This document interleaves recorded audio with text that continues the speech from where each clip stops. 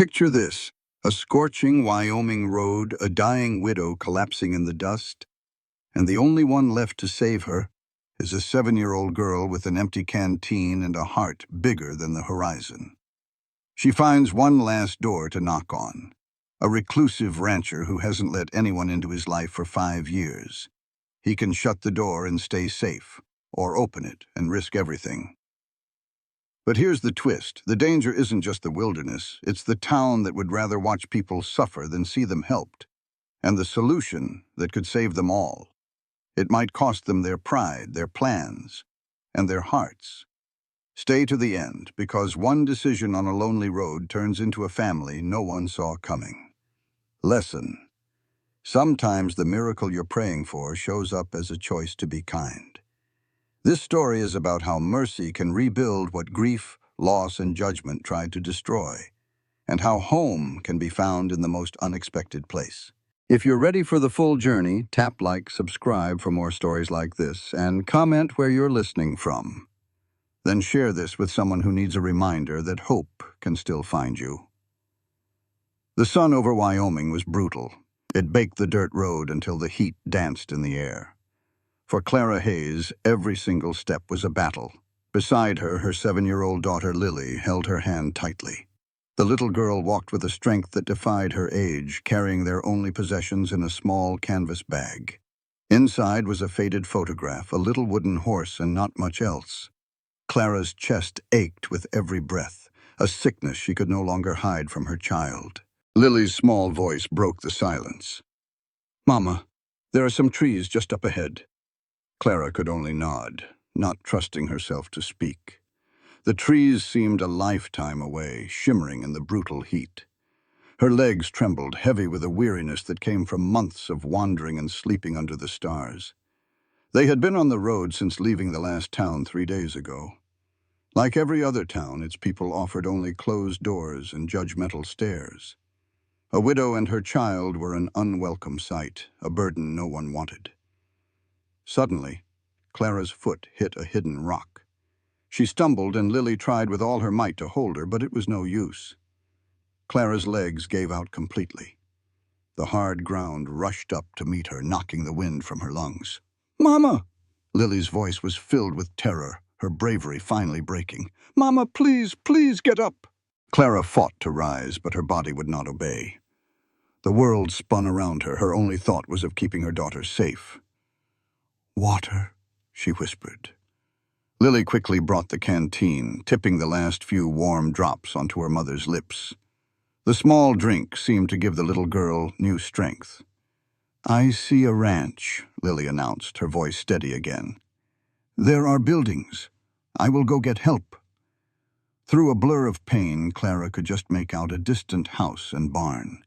She saw smoke rising from a chimney. It was a sign of life, of a home. But it looked too far away. "Too far," Clara gasped, hating the weakness in her own voice. "Then I will go," Lily said, standing tall. "You rest here. I will be back." Clara tried to protest, but a terrible cough silenced her. When she opened her eyes, Lily was already marching toward the ranch, a tiny, determined figure against the enormous landscape. Clara could only watch her go. Caleb Reed heard the soft knock on his door. That was strange. His dogs usually announced any visitor long before they reached the porch. He set down his axe and walked to the house. His 2 dogs were curious, but not alarmed. Standing there was a little girl, no older than 8. She was covered in dust, her dress patched and worn thin, but she stood tall and looked him right in the eye. There was a strength in her that Caleb had not seen in a long time. "Sir," she began, her voice shaking just a little. "My mama is sick. She fell down on the road. I'm not asking for a handout." She swallowed hard, fighting to stay brave. "We just need a place for her to rest. Your barn would be fine. We will be gone by morning, I promise." Caleb felt an old, familiar pain stir inside him. For the past 5 years, his rule was simple. Keep to himself. He should just shut the door. He should keep his life quiet and safe. But instead, he heard himself ask, "How sick is your mama?" She has a bad cough and gets tired so easily, the girl replied, her chin trembling. Today she just could not walk anymore. Please, sir, my mama is a good woman. She does not deserve to die on the side of a road. Those last words struck Caleb hard. He suddenly saw the face of his wife, Sarah. She had died in their bed while he was away, and he had never forgiven himself for not being there. He could not save Sarah, but maybe he could help this woman. Show me, he said, his voice thick with emotion. The relief on the little girl's face was immense. My name is Lily, she said. I am Caleb. He moved quickly to the barn to saddle his horse. He lifted the small girl, who weighed next to nothing, and placed her in front of him. They rode fast toward the cottonwood trees. In the shade, Caleb saw the still figure of a woman lying collapsed in the dust. She was little more than a pile of rags on the side of the road, and for a second Caleb almost rode right on by. Getting tangled up in other folks' troubles was a good way to get hurt. But then he saw the little girl, Lily, standing guard, and something in him broke loose. He swung down from his horse and walked toward the woman, Clara. She looked to be in her late 20s, but life had already carved canyons of worry around her eyes. Her dark hair was stuck to her forehead with fever, and her dress was a road map of faded patches and careful stitches. Even out cold, you could see a fight in her face, a strength that hadn't surrendered. Caleb knelt and felt for a pulse. It was there, fluttering like a trapped bird, weak and fast. Her skin was burning up. He touched her forehead and her eyes cracked open. Lily, she whispered, the word barely a puff of air. I'm here, Mama, the little girl said, scrambling to her side. This is Mr. Reed. He's going to help us. Those stormy gray eyes tried to focus on Caleb, taken in his face, his worn clothes, the horse. He saw the desperate hope fight in a losing battle with a lifetime of weariness. The barn? She managed to say. Your girl said we could use the barn. We'll be gone soon. You're not going anywhere in this shape, Caleb said, his voice rougher than he meant. I'm taking you to the house. You need a proper bed. No, she said, and there was steel in her voice despite the fever. No charity. We work for our keep. I can clean. Lily's good with animals. You can barely draw a breath, let alone work, Caleb said. He scooped her up into his arms. She weighed next to nothing, and a cold worry settled in his gut. How long had it been since she'd had a real meal? We'll talk about work when you can stand, he told her. She tried to argue, but it turned into a deep cough that shook her whole body. He felt every spasm and knew she was sicker than she was letting on. He set her on his horse, Rosie, and climbed up behind her, pulling Lily up in front. The ride home felt a sight longer than the ride out. Lily sat stiff as a board, her little hands gripping the saddle horn. Is my mama gonna die? She asked, her voice small. Caleb didn't have it in him to lie to a child who'd already seen too much.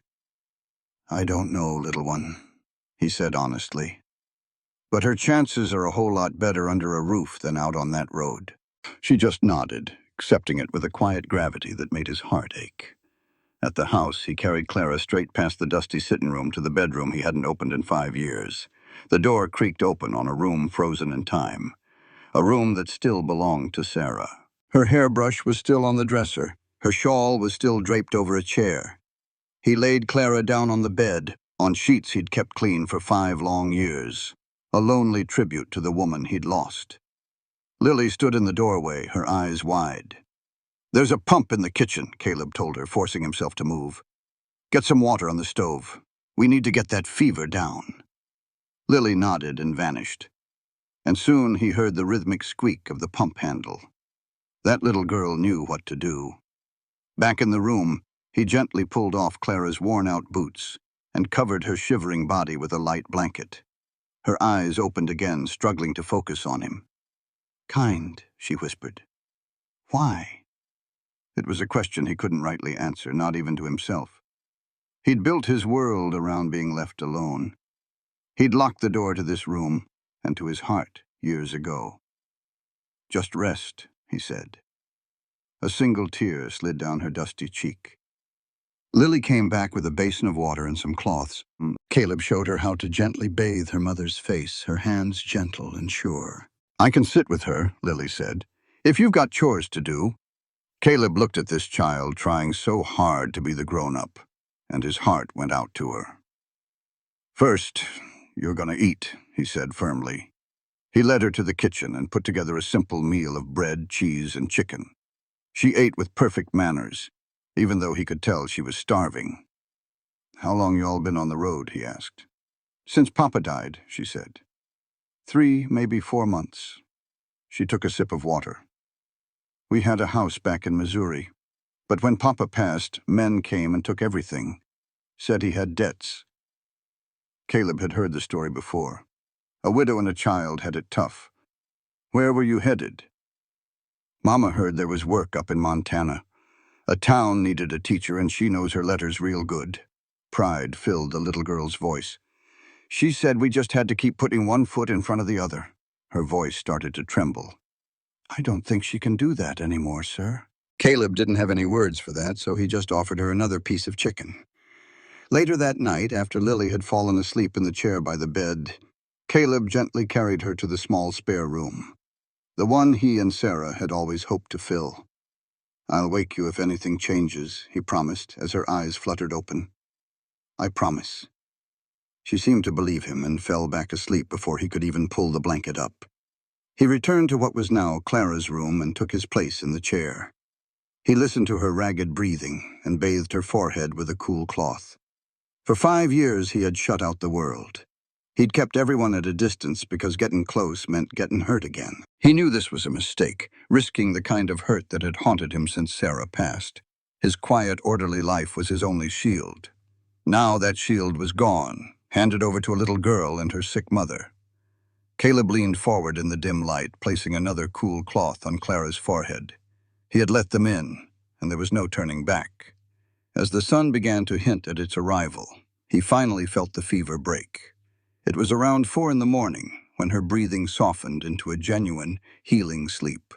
For the first time all night, Caleb took a full breath himself. She was still asleep, but it was the kind of sleep that mended things, not the kind that stole them away. He stood up, his bones creaking from the long vigil. In the kitchen, the familiar smell of coffee helped ground him. He looked out at the barn and the animals waiting for their morning routine. Just then a small sound made him turn. Lily was standing in the doorway, her eyes wide with fear as she looked past him. "Mama," she whispered. Caleb answered quickly. "Her fever broke a couple of hours ago. She is sleeping peacefully now. She is weak, but she is better." The little girl slumped against the door frame, the enormous weight she was carrying finally lifting just a little. "After you eat, you can go sit with her," he said, setting a plate of eggs and ham on the table.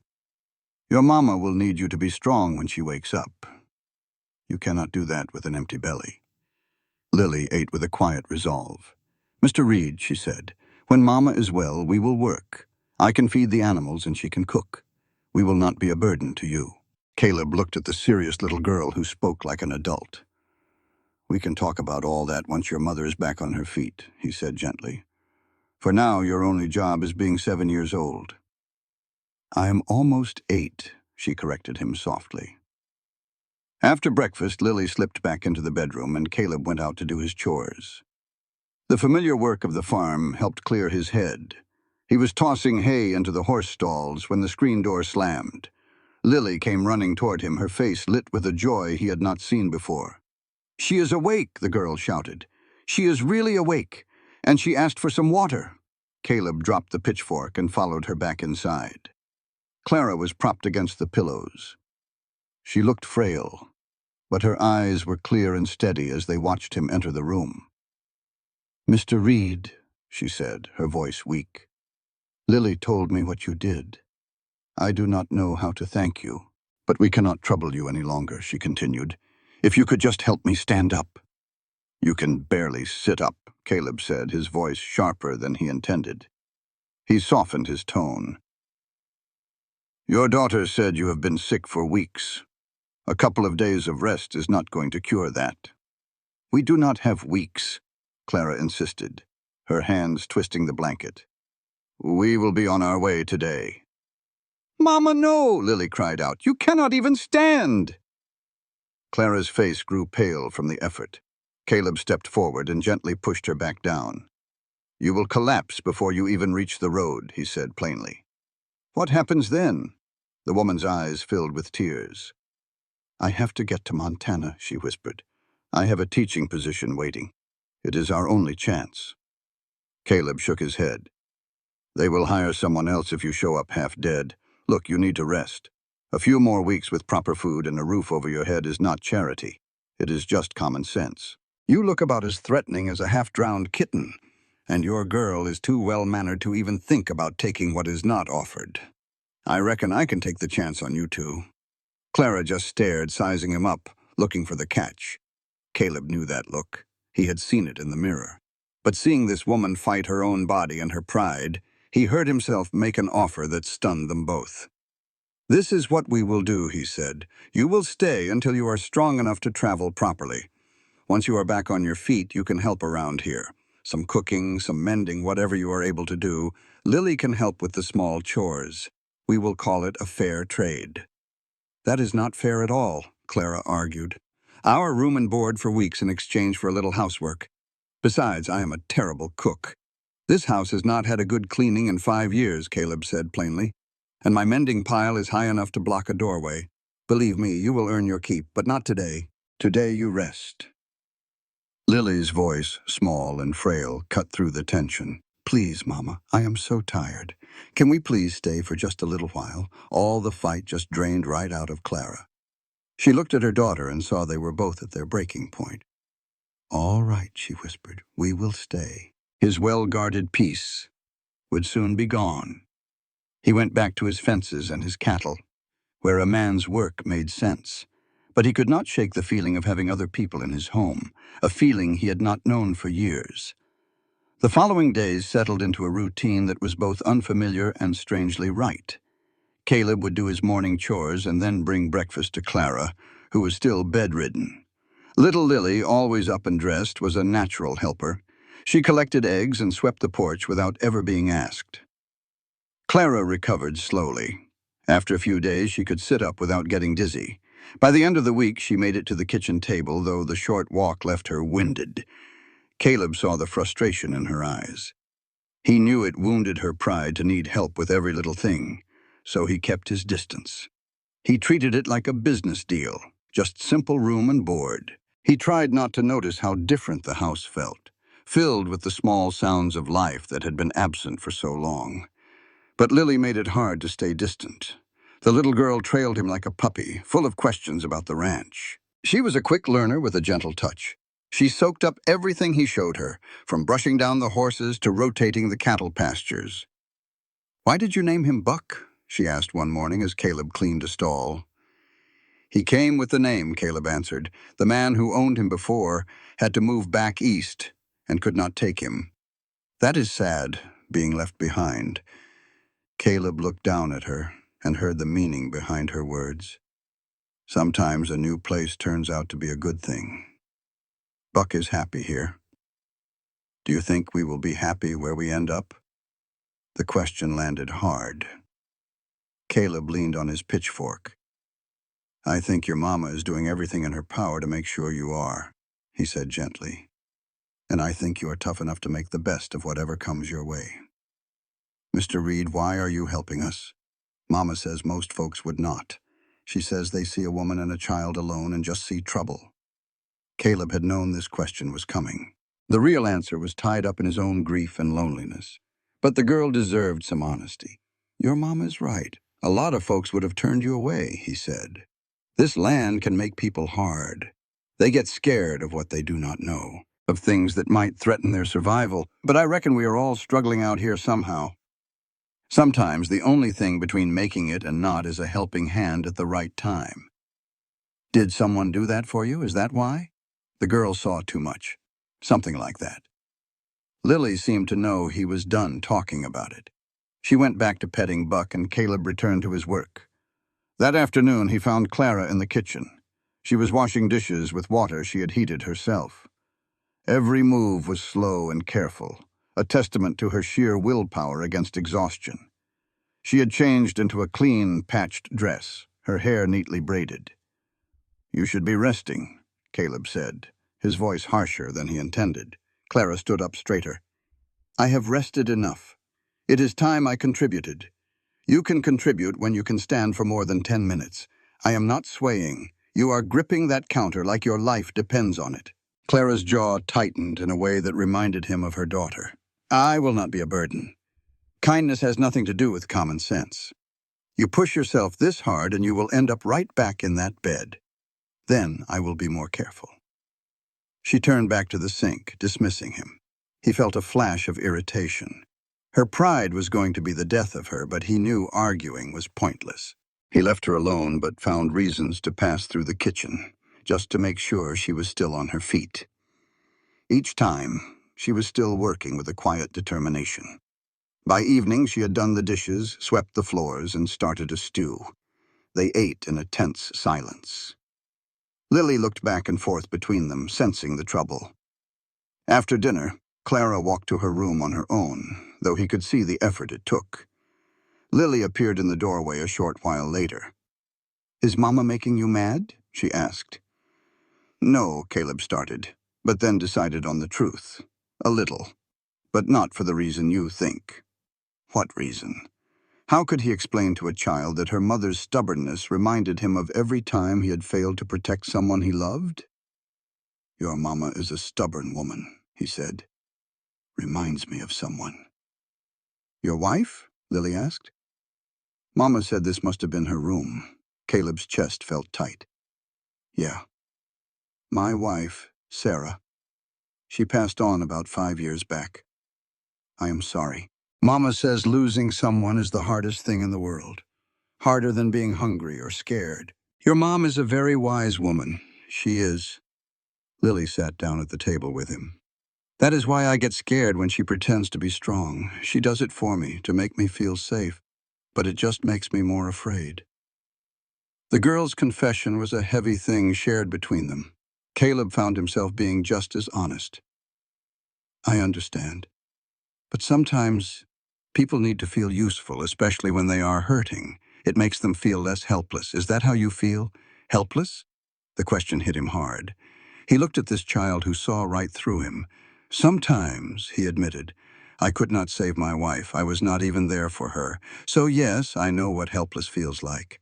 "But you saved us," Lily said simply. "Mama and me. We would have died on that road. I just gave you a roof. It feels like saving to me."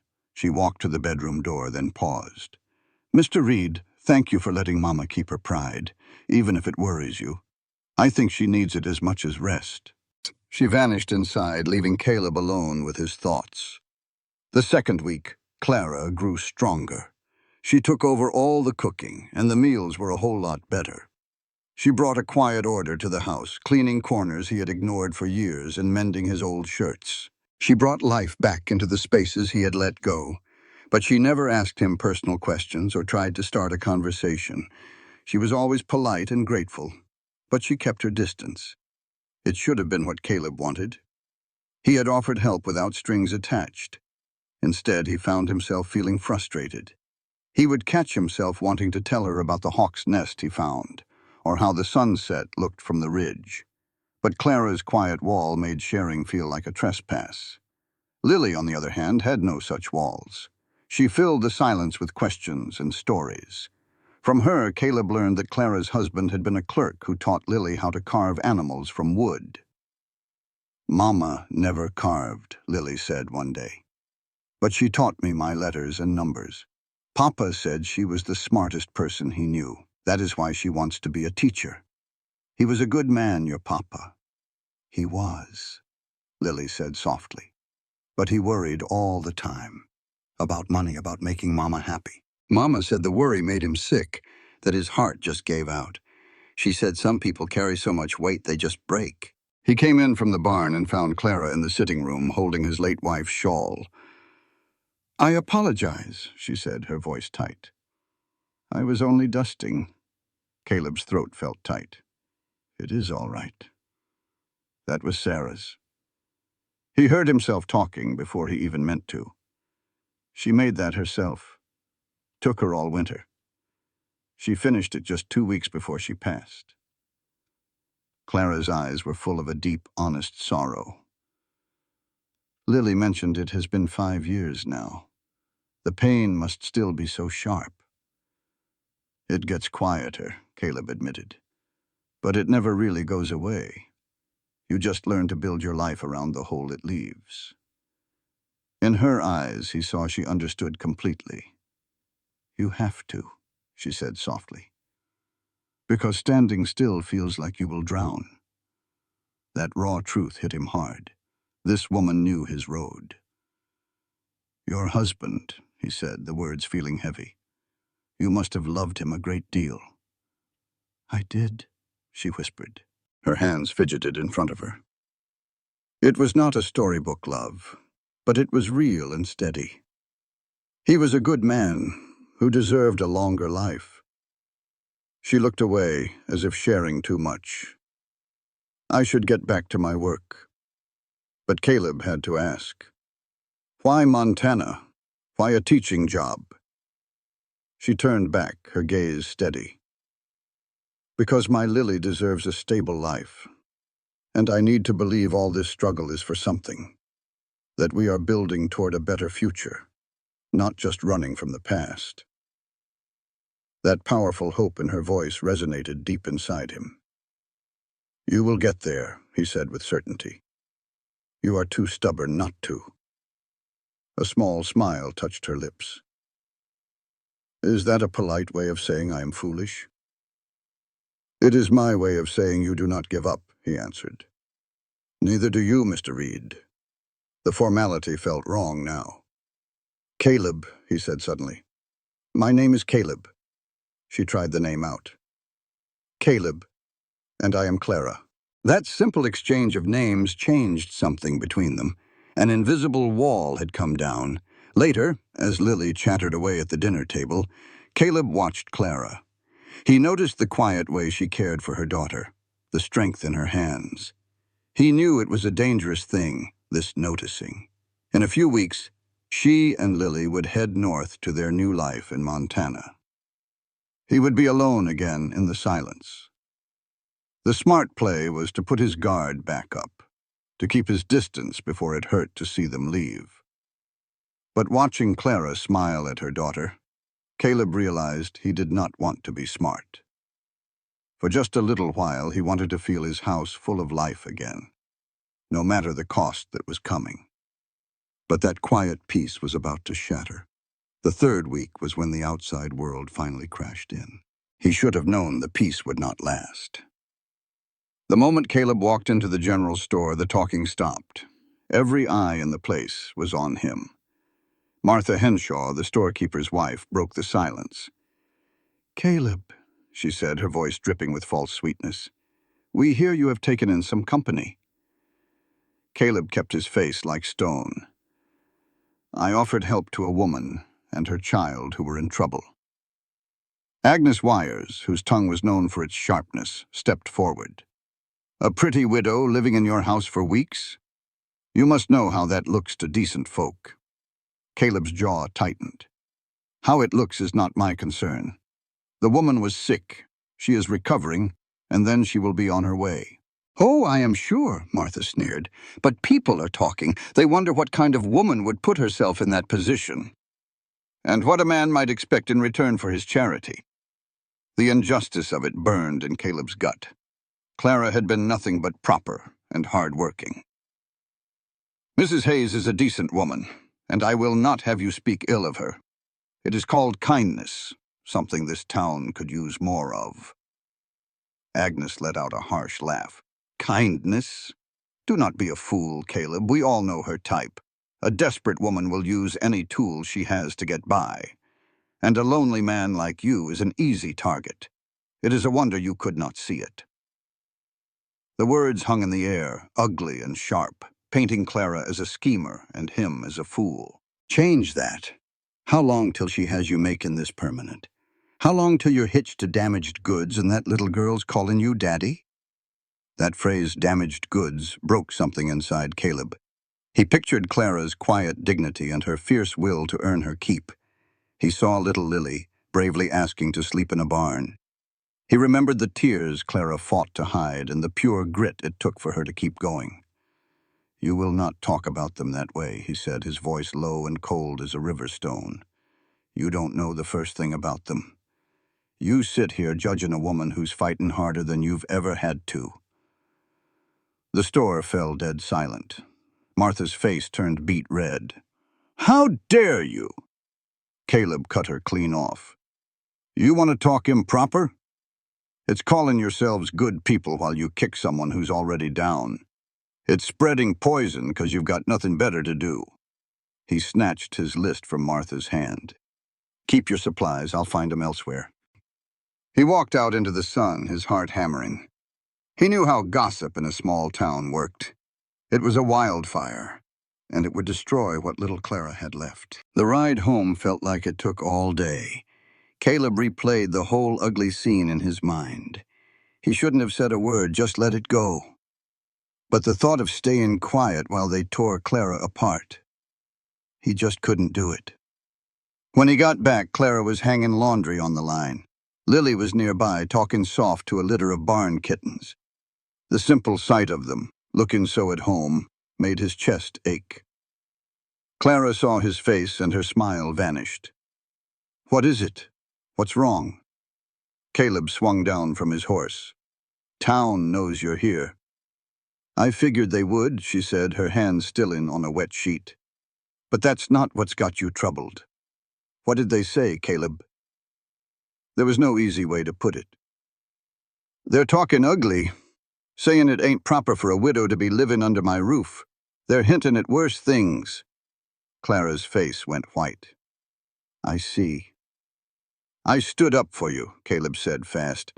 "Maybe a little too loud, but I couldn't just let them."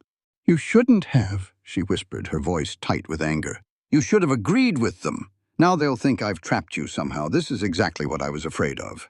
"This is why I didn't want to stay," she said. "I knew what folks would think." "Who gives a damn what they think?" Caleb shot back. "You've done nothing wrong." "That doesn't matter," Clara said, her eyes starting to well up. "In their heads, the story's already written. A desperate widow and a lonely man. The truth can't hold a candle to a good story." "Then we'll prove 'em wrong," he insisted. "How?" she asked, with a laugh that had no humor in it. "If I leave, I prove I was just using you. If I stay, I prove everything they suspect. There's no way to win, Caleb, only to manage the damage." Lily had stopped playing and was watching them, her eyes wide with fear. Clara saw her daughter and squared her shoulders. "We'll leave in the morning," she said, her voice steady now. "I'm strong enough. We've been a burden too long." "You're not recovered," he argued. "I'm recovered enough," she said, her jaw set hard.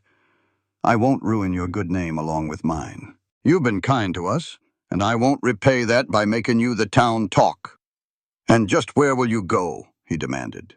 "Montana's still weeks away on foot." "We'll manage," she said, but her voice cracked just a little. "We always do." Caleb wanted to fight her on it, but he saw the shame in her eyes and the terror in Lily's, and he knew it was no use. His attempt to defend them in town had just stirred up a hornet's nest. He thought he was doing right by them, but all he did was make the townfolk even more suspicious. He finally told her, "At least wait a few days. Let me get you proper supplies for the trail. Food, a good pack, maybe a little cash." Clara's answer was firm. "I won't take your money. Supplies for the road are fine. We will take that as payment for my work here, but not cash. I will not give them another thing to hold over us." The talk ended there, both of them feeling hurt and stuck. Caleb went back to his chores, burying his thoughts in hard work.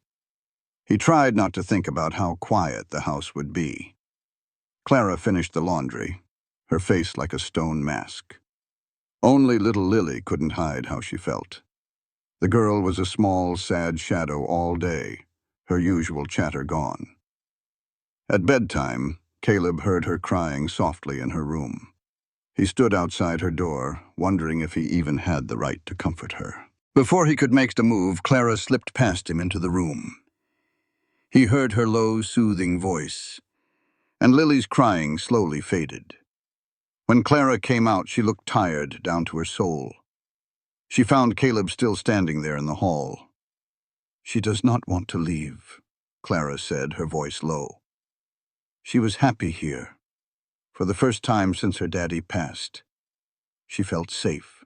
"And now I am tearing her away again, all because I was fool enough to think we could take a kindness without there being a price." "You are not a fool," Caleb said. "You were sick and desperate and just trying to make it." Clara leaned her head back against the wall, looking like she might break. "I thought I was doing the right thing, heading for Montana and that teaching job. I thought if I could just get there, we would be all right. But now I'm starting to wonder if I am just chasing after smoke. Maybe there is no place for folks like us." Hearing the defeat in her voice was a sharp pain. This was the Clara who never gave up, the woman who fought for every last shred of dignity. "There is a place," he said. "Maybe not in that town, but somewhere. You are too strong to quit now." "Am I?" She looked at him, and he saw just how bone-weary she was. "I am so tired, Caleb. Tired of fighting. Tired of being strong all the time." Without a second thought, Caleb reached out and took her hand. It was the first time he had ever touched her like that, and the feeling was powerful and dangerous. "Then rest," he said, his voice quiet. "Just for tonight. Let yourself be tired." Her fingers squeezed his, and then she pulled away. "Thank you for everything. For the shelter. For being kind. I hope one day I can repay you." She slipped into her room before he could answer, leaving him alone in the hall. The next day, a visitor came calling. Caleb was in the barn when he heard a horse coming up the trail. He stepped out and saw Reverend Thomas, the traveling preacher, riding up on his old horse. "Mr. Reed," the Reverend called out. "I hope I am not bothering you." "Reverend?" Caleb wiped his hands on his pants, feeling wary. "What brings you out this way?" The Reverend swung down from the saddle, stiff from the long ride. "I heard some talk in town yesterday. Figured I would ride out and see the situation for myself instead of listening to gossip." Of course he had. News traveled faster than a prairie fire in these parts. Caleb steeled himself for a lecture about his reputation, but the Reverend surprised him. "Heard you took in a widow and her child. Heard they were in a bad way. Is that true?" "Yes, sir. The woman, Clara, she collapsed from sickness on the road. Her little girl asked if they could shelter in my barn. I brought them in the house instead." "I see," the Reverend said, studying him with eyes that had seen it all. "And the town is saying that is improper." "Among other things," Caleb said flatly. "Do you mind if I meet this woman?" Caleb thought for a second, then gave a nod. Clara deserved a chance to speak for herself, and the Reverend seemed like a man who would listen. They walked to the house. Clara was kneading bread at the table while Lily was practicing letters on a slate. Clara's face went pale when she saw the preacher's collar, but she stood up straight and wiped the flour from her hands. "Ma'am," Reverend Thomas said, taking off his hat. "I am Reverend Thomas. Could I have a word?" "Of course." Clara's voice was steady. "Lily, why don't you go see if the hens have laid any eggs for me?" The girl looked like she might argue, but she saw something in her mother's eyes and slipped outside without a word. Once she was gone, Clara faced the Reverend. "I know why you are here," she said. "The town is talking.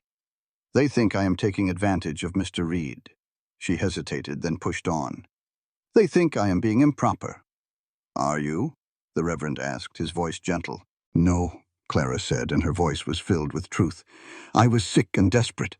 Mr. Reed offered us a roof when we had none. I have worked for our keep, and I planned to leave as soon as I was strong enough. If that is improper, then I do not understand the word." Reverend Thomas looked at her for a long moment, then nodded. "I believe you, Mrs. Hayes. I have been preaching out on this frontier for 20 years. I can tell a grifter from a soul in true need." "You strike me as a soul in need." Clara nearly sagged with relief. Thank you. But my believing you and changing the town's mind are two different things, the Reverend went on. How things look matters out here, fair or not. And right now, it looks like you are living with a man you are not married to. I know, Clara whispered. That is why we must leave. I will not ruin Mr. Reed's good name along with my own. Leaving solves one problem but makes another, the Reverend said. You are not well yet. The road to Montana is a long, hard journey, and winter is coming. It seems to me you are just trading one hardship for another. What other choice do I have? Clara asked, her frustration showing. Stay here and prove them right, or leave and struggle. There is no good choice here, Reverend. The Reverend looked from Clara to Caleb, his face thoughtful. There might be a third choice, one that would settle things right and proper, and give you both what you need. Caleb's stomach dropped. He knew what the man was about to say. You could marry, Reverend Thomas said, plain as day. Make this whole arrangement official. That would shut down the gossip right quick. Clara's face lost all its color. Marry? Reverend, we hardly know each other. He has been kind, but that is no reason for marriage. You would not be trapping anyone if you both choose it freely, the Reverend said. I'm not talking about a love match. I am talking about a practical partnership. Mr. Reed needs a hand with this place. You and your daughter need a safe home. Think on it before you say no, Reverend Thomas said. Marriage out here ain't always about romance. Sometimes it's about partnership. It's about survival. He put his hat on. I'll be in town 2 more days. Either way, I'll let folks know I visited and found nothing out of place here. It won't stop the talk, but it might quiet it down. After the Reverend left, the kitchen was quiet and thick with things they couldn't say. Lily was outside, gathering eggs and talking to the chickens. I'm sorry, Clara said at last. I never meant for any of this. It's not your fault, Caleb said, looking out the window. But the Reverend's right about one thing. You leaving won't solve it. You're not fit for that journey, and I... He trailed off. You what? She asked softly. Caleb turned and faced her. He had to say it plain. I don't want you to go. Not now. Maybe not ever. The words hung in the air between them, honest and scary. Clara's eyes went wide as she took in what he'd said. Caleb, we can't, she stammered. This isn't real, it's just circumstance. It's not enough to build a life on. Isn't it? He said, stepping a little closer. Clara, I've been alone for 5 years. I told myself I liked it. Then you and Lily showed up, and this place started feeling like a home again. I look forward to talking over breakfast. That ain't just desperation. That's caring.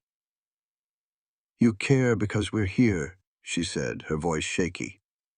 Once we're gone, you'll forget. And you? He asked gentle-like. What do you feel? Her face seemed to crumble for a second. What I feel doesn't count. All I can afford to feel is the need to get to Montana for my daughter. I can't let myself hope for anything more. Why not? Because hope hurts, the words rushed out of her. Every time I've hoped, I've lost. My husband, my home, everything. I can't hope that you might be real, because if it falls apart, I won't make it. I'm barely making it now. The pain in her voice cut him deep. He stepped forward and cupped her face in his hands, making her look at him. I'm not asking you to hope, he said quietly. I'm asking you to consider a partnership, a real one. You run the house, I'll run the land. Lily gets a stable home. We build something solid together. No fairy tales. Just 2 people making the best of things. And maybe, just maybe, finding something good along the way. Clara's eyes filled with tears, but this time they didn't look like tears of sorrow. That is not fair to you. You deserve more than a business deal with a woman who cannot promise love. I had love once, Caleb said, his voice low. It was everything. And losing it nearly destroyed me. I am not asking for that again. I am asking for a partner. Someone who knows life is hard and will not ask me to be something I am not. And what if we fail? What if we just make each other miserable? Then at least we tried. At least Lily gets a real childhood instead of more empty roads. At least you get to rest instead of struggling forever. Caleb gently wiped the tears from her cheeks. Clara, I cannot promise easy. But I can promise to respect you, to give Lily a home, and to never make you feel like you owe me a thing. That is more than the road is offering. Clara closed her eyes, weighing the risks against the hope she was afraid to feel. When she opened them, they were clear. If we do this, she said, it has to be honest. No pretending. We are partners, not lovers. We are building a safe place, not a romance. Agreed. And Lily always comes first. If this ever hurts her, we end it. I would not have it any other way. Clara took a deep, shaky breath and then gave a small nod. Then you had better ask me properly. He was not a poet, and their situation was far from perfect. He took both her hands. Clara Hayes, will you marry me? Will you be my partner here? We could make this ranch a real home. Raise your daughter and face whatever comes our way together, not alone. Yes, Clara whispered, her voice growing stronger. Yes, Caleb Reed, I will marry you. And in that moment, the world shifted. The kitchen door flew open, and Lily ran in with a basket of eggs, her face bright with excitement. Mama, one of the hens laid 2 eggs while I was watching, she shouted, then stopped short, seeing the tears on her mother's face. What is wrong? Clara pulled her hands from Caleb's and wiped her cheeks. Nothing is wrong, sweetheart. Everything is different now, Caleb finished for her, kneeling to look Lily in the eye. Your mama and I have decided that instead of moving on, you two might just stay here for good. For good? Like, forever? Lily's eyes grew wide. If that is all right with you, Clara said, Caleb and I are going to get married. This would be your home. You would have your own room and a real place to belong. Basket of eggs scattered on the floorboards. But young Lily hardly noticed. Her eyes darted between her mother and Caleb, a storm of shock and hope swirling in them. Married? She whispered. But y'all ain't in love, I can tell. That little girl could see right through a person. It still threw Caleb for a loop every time. Clara knelt down, taking her daughter's small hands in her own. You're right, honey, she said, keeping her promise of honesty. We're not in love like in your storybooks, but we respect each other, and Caleb's offering us a safe harbor, a place for you to grow up without always running. But what about your teaching job in Montana? Lily asked. Montana will still be there, Clara answered, though Caleb could hear the dream dying in her voice. This is a real chance for us, Lily. Lily turned her serious little face to Caleb. You really want us? Or are you just taking pity on us because Mama's in a bind? The question hit Caleb like a punch. He looked that girl square in the eye and saw his own Sarah staring back, demanding the truth. I want you, he said, his voice firm. Both of you. This house has been quiet for too long. Y'all make it feel like a home. Your mama's right, it ain't love. But that don't mean I don't care what happens to you. I care more than I ever thought I would. Lily searched his face for a long moment, then looked to her mother. And you want this, Mama? Really? You're not just giving up? Clara hugged her daughter tight. I want you to be safe and happy more than anything. If staying here does that, then yes. I want this with all my heart. Then I want it too, Lily mumbled into her mother's shoulder. I like it here. I like the animals in this ranch. I like that Caleb teaches me stuff, and I like having my own bed and not being scared. A dam broke inside Caleb's chest. He blinked hard and reached out, pulling them both into an awkward, clumsy hug that felt more right than anything had in years. They were 3 lost souls, choosing each other not for romance, but for a chance at something real. When they pulled apart, Clara looked years younger, and Caleb felt a flicker of hope for the future he hadn't known in 5 long years. "We should tell the Reverend before he rides out," Clara said, always the practical one. "I'll head into town this afternoon," Caleb agreed. "See when he can do the ceremony. Should we invite folks?" The question hung in the air. This wasn't a normal wedding. It was a deal, a pact. A big to-do would just shine a light on how strange it was. "Just us," Lily said, her voice small but firm. "And the Reverend. That's all we need." The little girl lifted her chin. "Folks in town already think poorly of Mama. A big party won't change that. Doing it quiet is for us, not them." The simple wisdom of it made Caleb's heart ache. Clara nodded slowly. "Just us, then. Simple and honest." Caleb rode toward town, thinking how fast his whole world had turned upside down. A month ago, he was a man alone, and he liked it that way. Now he was fixing to get married again and become a father to a little girl who'd already lost so much. His mind raced with all that could go wrong. They might not be able to stand living under the same roof. Clara might come to resent him for the dream she gave up. The whole town might just make their lives a living hell. But underneath all that worry was a quiet hum of excitement he hadn't felt in forever. There'd be laughter in the house, again. Shared meals at the table. A reason to think about a future that was more than just him and his ghosts. He found Reverend Thomas at the boarding house about to sit for supper. The old man smiled when he saw Caleb's face. "Looks like you made up your mind," the Reverend said. "We'd like to get married," Caleb told him. "Soon as you can. Nothing fancy." "Marriage is never simple, son," the Reverend chuckled. But he stood and shook Caleb's hand. "I'm glad, though. I saw the way y'all look at each other. Respect and need can grow into a mighty fine thing if you tend to it." They set the ceremony for 2 days out. As Caleb was leaving, the Reverend put a hand on his shoulder. "One piece of advice," he said.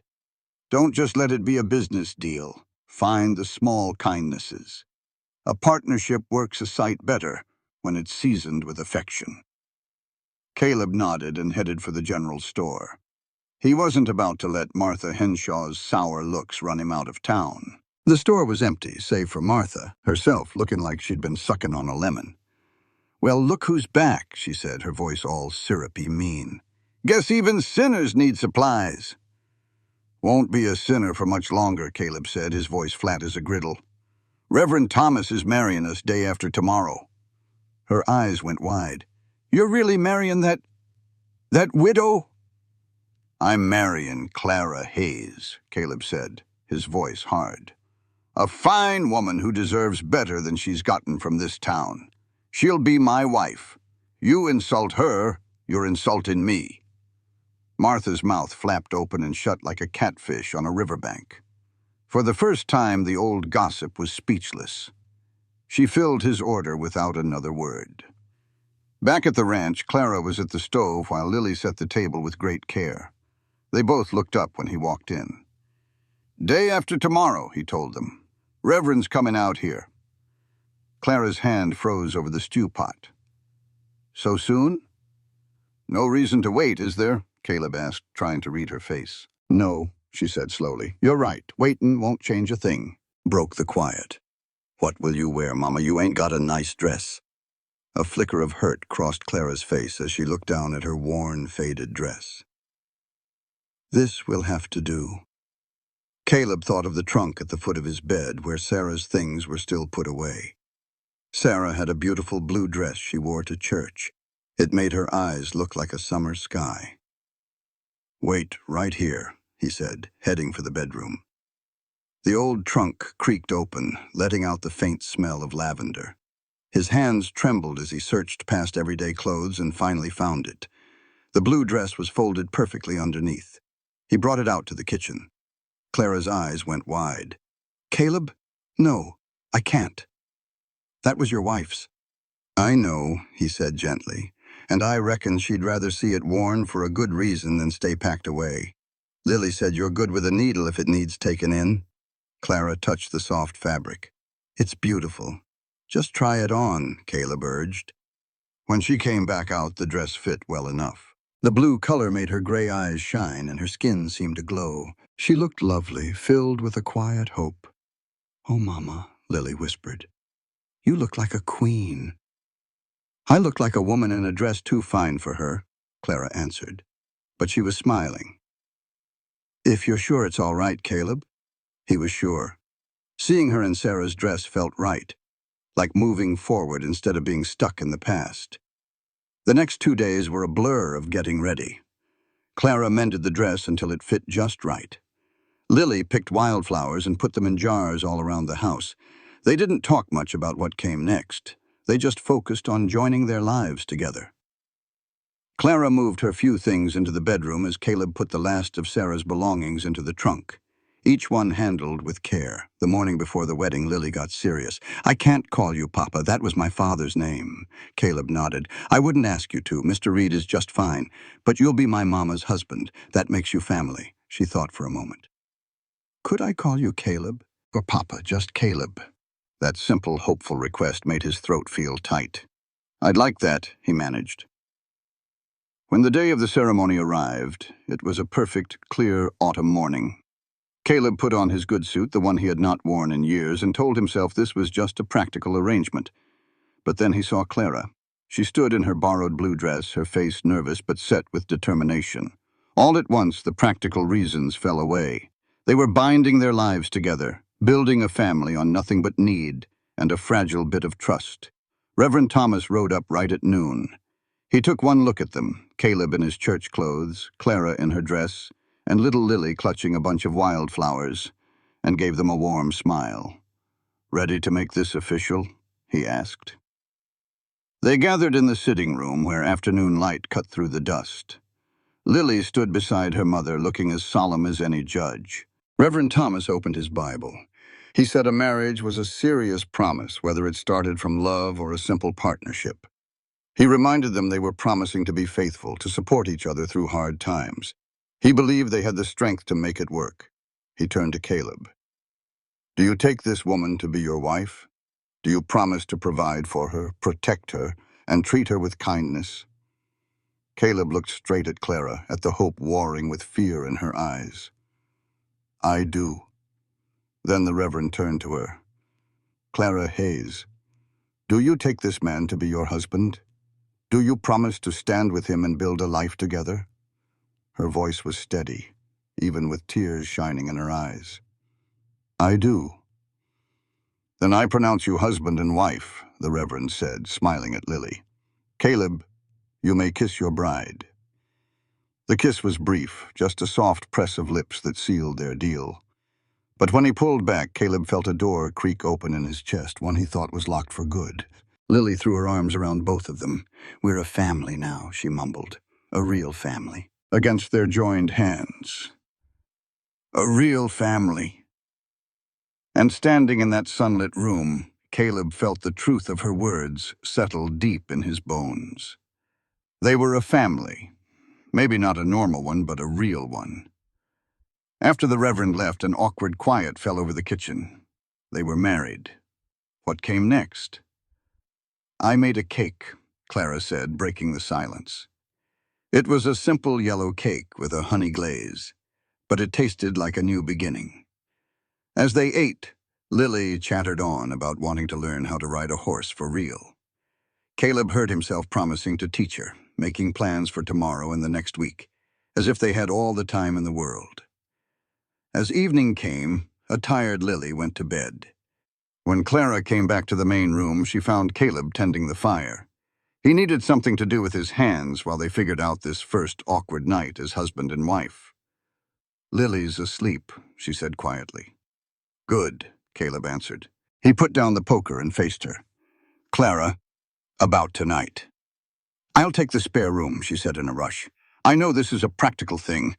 I don't expect—" "I was going to say, you should have the main bedroom," Caleb cut in. "It's bigger, the mattress is better. I'll take the spare." "That is not right," she argued. "You belong in that room." "With my wife's ghost," Caleb said plainly. "Maybe it is time I let her go. A fresh start." Clara looked at him in the firelight. "Are you sure?" It is your room now, too. You are my wife, he said, the words feeling strange but right on his tongue. She moved closer to the fire. What if the town doesn't accept this? What if being married to me ruins your good name? Then let it be ruined, he said, his voice firm. I have spent 5 years living for what other people think. I am tired of it, Clara. I would rather be your husband and face their gossip than be alone and respectable. The strength in his voice surprised them both. You really mean that? She whispered. I do. Caleb took her hands. I know this started as a solution to a problem, but that does not make it less real. You are my wife. I take that seriously. I will stand by you and be the husband you need. Tears welled in Clara's eyes, but she smiled. I will try to be a good wife, too. I think that just means we figure it out together, he said. Make our own rules. I would like that. She squeezed his hands, then let go. I should get some sleep. As she turned to leave, he called her name. Clara, thank you for taking a chance on me. She paused, then stood on her toes and gave him a soft kiss on the cheek. Good night, husband. Good night, wife. Caleb stayed by the fire long after she was gone, listening to the sounds of their house. For the first time in 5 years, when he finally went to sleep in the narrow spare bed, he dreamed of the future instead of the past, and he was not alone. Caleb said finally. Clara turned from the stove. I'm making a proper breakfast, eggs and ham if that's okay. You don't have to ask, Clara. This is your kitchen now, too. It's hard to remember this is real, that I belong here. Caleb poured coffee from the pot she'd made. You do belong. That ring on your finger says so. She glanced at the simple gold band on her work-worn hand. Still feels like a dream, she said softly. Then trust it a little at a time, Caleb told her. Start with breakfast. A small smile touched her lips. They worked together in a comfortable quiet, learning each other's ways. When Lily came in, she saw them and grinned. You're really married. I can tell 'cause Caleb's using the good plates. Seemed right, Caleb said, ruffling her hair. First breakfast as a family ought to use the good plates. The talk came easier now. They spoke of simple things, of a future they would share. After breakfast, Caleb went out to the barn. Clara appeared in the doorway a short time later. I thought I might help, she said. Show me what needs doing. I want to be a part of this, not just a guest. So, he taught her. He showed her how to feed the horses and check their hooves. He told her each animal's name and explained the rhythm of the ranch. She listened hard and wasn't afraid to get her hands dirty. Lily joined them, and the three of them worked together, feeding chickens and checking fences. It was simple, honest work, and doing it together felt deeply right. That afternoon, Caleb saddled his gentlest horse, Rosie, for Lily. He showed her how to mount and hold the reins. Clara watched from the fence, her heart filled with both pride and fear. She's a natural, Caleb called out to Clara. Looks so little up there, Clara called back. She's tougher than she looks. He showed Lily how to be gentle but firm. After an hour, Lily was beaming with pride. Did you see, Mama? I was really riding. I saw, sweetheart. You were wonderful. Clara hugged her daughter, but her eyes met Caleb's. Thank you, she mouthed. That night, they ate a simple supper around the kitchen table. The conversation was easy and the silences were calm. It wasn't the life Caleb had with Sarah. It couldn't be. But it might be something just as strong, a new beginning built on respect and the courage to build a home again. And for now, that was more than enough. The weeks that followed were full of small changes. Caleb started noticing the sound of Clara humming as she worked, the sound of Lily's laughter in the barn, the smell of fresh bread waiting for him at the end of a long day. But the town's judgment was a dark cloud that would not go away. The first real test came 3 weeks after they were married. Clara told Caleb she was going to town with him for supplies. He had been going alone to shield her from the gossip, but she was done hiding. I am your wife now, she said, her chin set with that stubbornness he admired. That means I stand with you, not behind you. We cannot let small-minded people run our lives. Lily looked from one to the other. her face full of worry. "Will they be mean to Mama?" "Probably," Caleb answered honestly. "But your Mama is stronger than she looks, and she is right. We face this together." So, Clara put on her best gray dress, the one she had mended so carefully it looked almost new.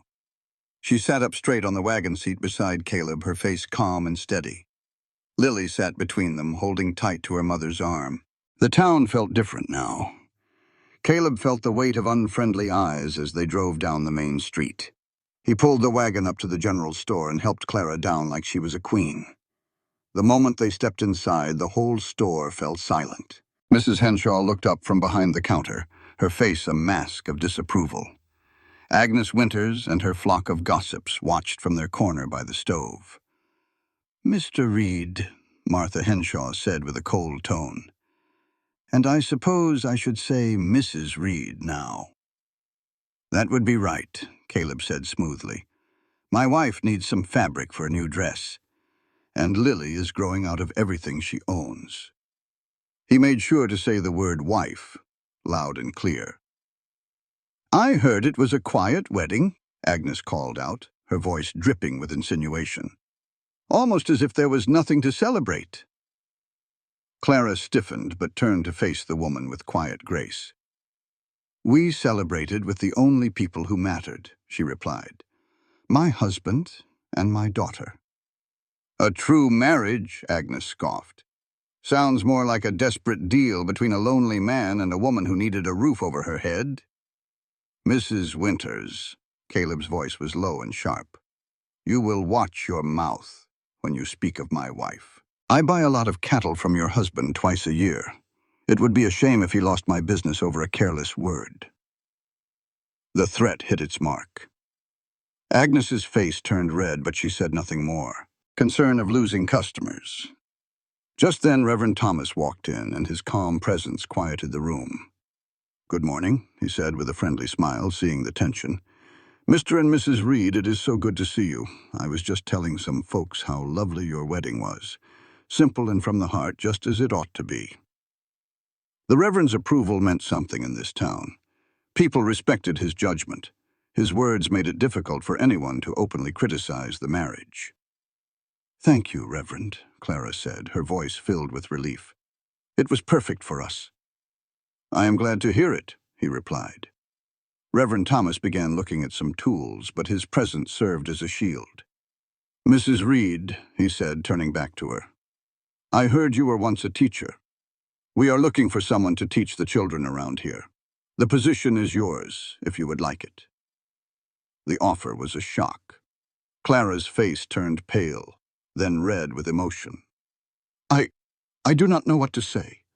Sir, just say you will think on it," the Reverend suggested softly. "The town could surely use a good teacher." Caleb saw the hope in Clara's eyes, fighting with her worry. Teaching was her dream, a path she had lost. Now it was being offered to her again. But it meant facing these unfriendly women and their children every single day. "I will consider it," Clara said at last. "Thank you, Reverend, truly." The rest of their shopping was done in peace. The Reverend's presence was enough to silence Agnes and her friends. As they loaded the wagon, Caleb felt Clara shake beside him, the strain of it all finally showing. "You handled that well," he said softly, helping her up. "I wanted to yell at them," she confessed, her voice thin. "But that would just prove them right, that I am not respectable." "You are worth 10 of them," Caleb said with a hard edge in his voice. "Anyone can see that." Clara turned and truly looked at him, her expression changing. "Do you really think so?" "I know so," he said, meeting her gaze. "I married you for practical reasons, Clara. But I respect you. I will not let anyone make you feel ashamed for surviving the only way you could." Lily squeezed in between them. "Mama says mean people are just scared." "Maybe so, sweet girl," Clara said, hugging her close. "But we will not let their fear become our shame." That night, after Lily was asleep, Clara joined Caleb on the porch. "I want to take the teaching job," she said, "but I worry what it will cost us with me facing those women every day." "Then you will face them with your head held high," Caleb said firmly. Do not let their small minds take this from you. But what about the ranch? The house? She asked. We will manage, he assured her. We can hire help if we need it, and Lily is old enough to do more. Caleb turned to her. This marriage was meant to give you a better life, not trap you, if this is not what you want. Tears welled in her eyes. You would be all right with me working? I would be proud of you, Caleb said. He gently tucked a piece of hair behind her ear. This town is lucky to get you, even if they are too stubborn to admit it. The tears fell then. I do not deserve you. I think it is the other way around, he countered. You took a chance on a grumpy widower with a rundown ranch. That took courage. Clara gave a small, watery laugh. Maybe a little foolishness, too. He took her hand, their fingers fitting together easily. He told himself it was just companionship, but the warmth in his chest felt like something more.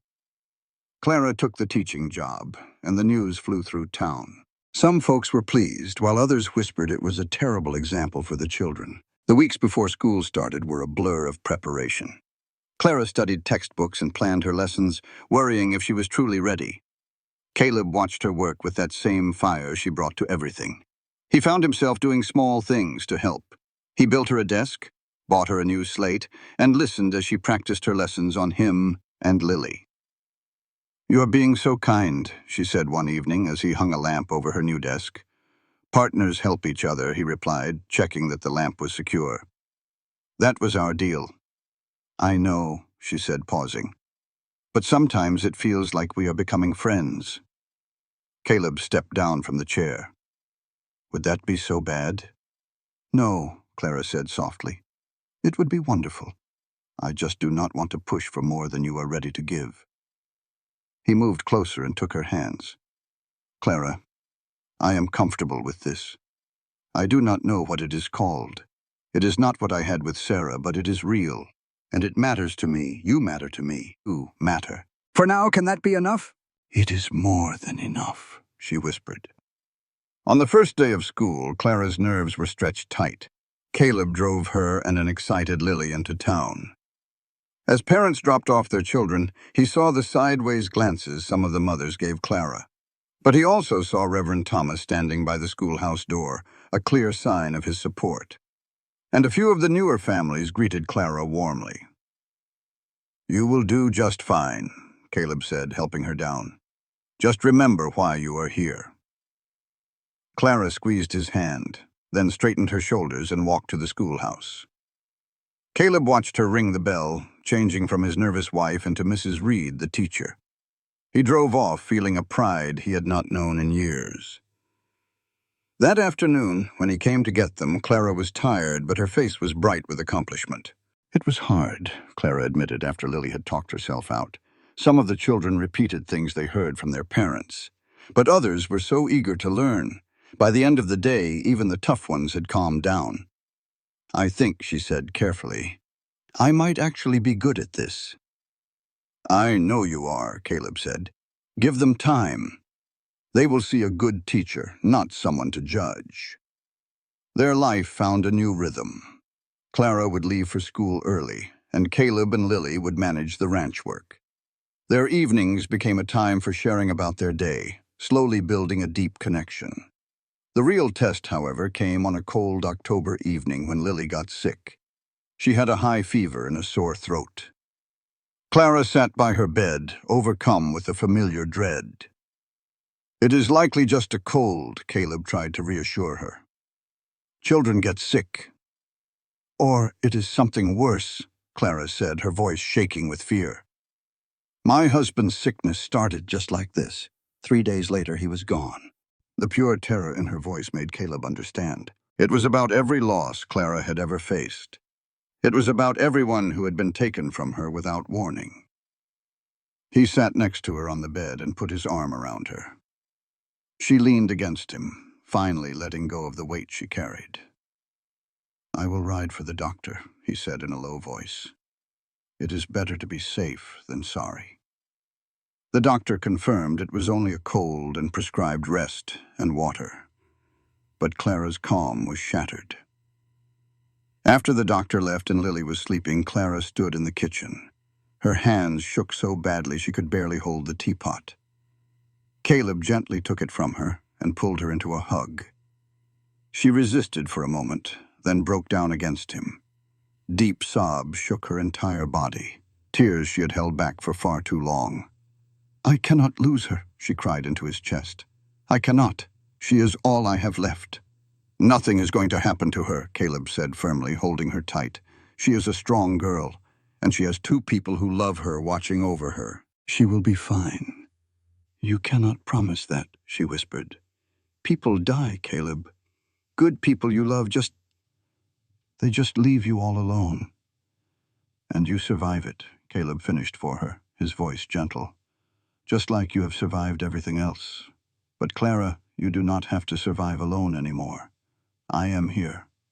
Whatever comes next, we will face it together." Clara pulled back to look at him, her face wet with tears. "Why are you so good to me?" "I am a mess. I am scared, and I have nothing to offer you." "You have yourself," Caleb interrupted, "which is more than enough. Clara, you think you are broken, but I see someone who life has knocked down and she just keeps getting back up. You walked until you fainted for your daughter's future. You were brave enough to take my help even when you were terrified." "That is not broken," he said. "That is the strongest person I have ever known." "I do not feel strong," Clara whispered. "Strength is not about being fearless," Caleb said, thinking of his own 5 years of running from his past. "It is about being scared and doing what needs to be done anyway. You have been doing that since the day I met you." Clara's tears finally stopped. She stayed in Caleb's arms, and in the quiet of that kitchen, the walls between them came down. The careful distance they had kept was gone. "Caleb," Clara said, her voice quiet against his shirt, "I think I might be falling in love with you."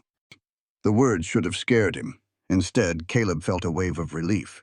"Good," he said simply, "because I am pretty sure I am already there." Clara pulled away, her face a mix of shock and hope. "But we agreed. This was supposed to be practical, not romantic." "We were not supposed to do a lot of things," Caleb agreed. "We were not supposed to care this much. We were not supposed to become a real family. And we were not supposed to fall in love." Love. "But we are here now, and I am not sorry for it." "Are you?" "No," Clara whispered. "I am scared to death, but I am not sorry." That is when Caleb truly kissed her. It was not like the quick peck at their wedding, but a real, honest kiss filled with all the unspoken words and feelings they had kept locked away. When they finally pulled apart, they were both out of breath. "I never thought I could feel this way again," she said. "After my husband passed, I figured that door was shut for good. All I could hope for was a safe place. But then this stubborn, kind man found me on a dirt road and gave me my life back. He gave me safety, friendship, and love. I would say you did the same for me," Caleb said softly. "This was just a house before you made it a home. I was just walking through the days until you gave me a reason to live them." They just held each other, amazed at how their simple arrangement had become something so real. A cough from the bedroom cut through the quiet. They moved as one to check on Lily, partners in everything now. By the next morning, Lily's fever was gone. She woke up clear-eyed and hungry, and saw Clara and Caleb by her bed, their hands laced together. "Y'all are holding hands," Lily said with a knowing little smile. "Does this mean you are doing the love part now?" Clara's laugh was pure joy. "Yes, darling, we are doing the love part now, too." "Good," Lily declared. "It took you too long enough. I knew right after the wedding you were sweet on each other. Is that a fact?" Caleb asked, one eyebrow raised. "I am 7, not blind," Lily shot back with pure confidence. "I see how Mama smiles bigger when you are near, and how you always give her the best cut of meat at supper. Y'all pretend not to look at each other, but you always are." Clara and Caleb just looked at each other, a little embarrassed. "When did you get so sharp?" Clara asked her daughter. "I have always been sharp." "Y'all were just too busy being in love to notice," Lily said, sitting up straighter. "So, are we a real family now? For good?" We have been a family since day one, Caleb said, his voice firm. But yes, kiddo, for always. Lily's face lit up as she hugged them both tight. I am so glad. I was so scared when Mama fell on that road. I thought we were done for.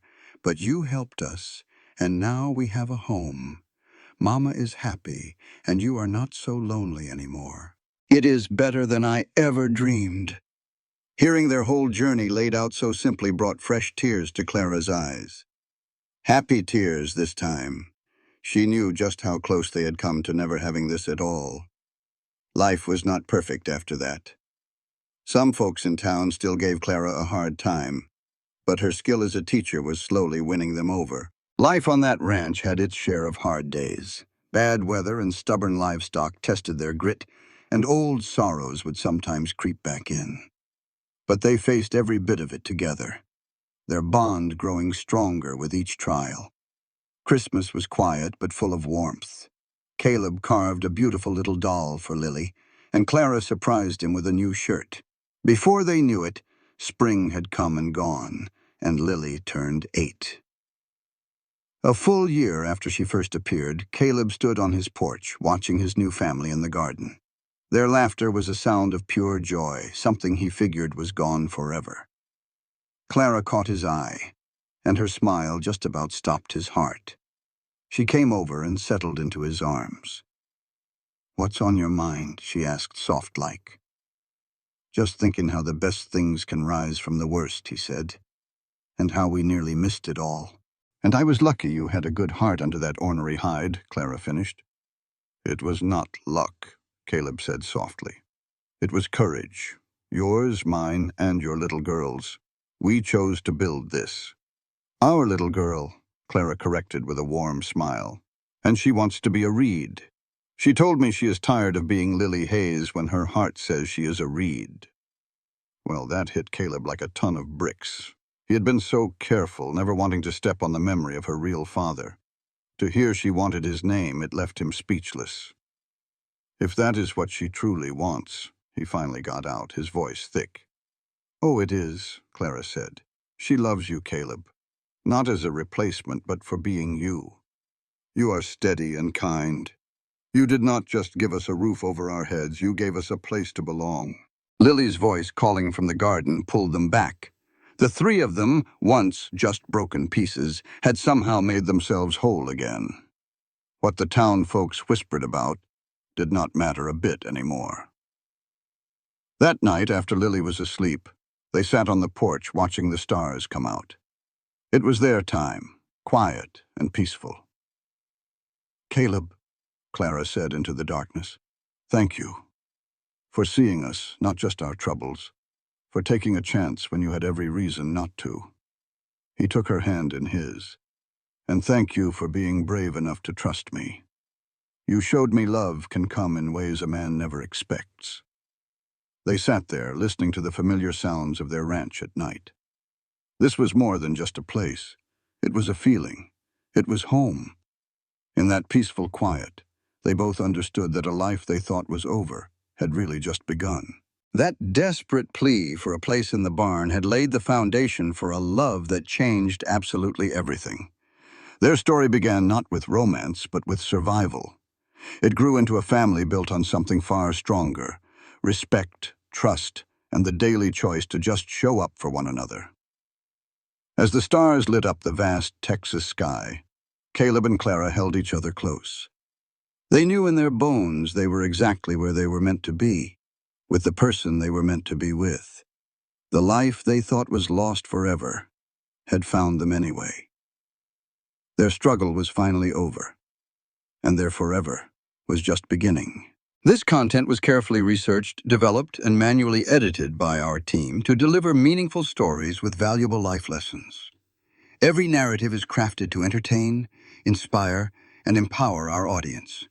We believe that great stories can change lives, and we are committed to bringing you content that matters. Thank you for being part of our community.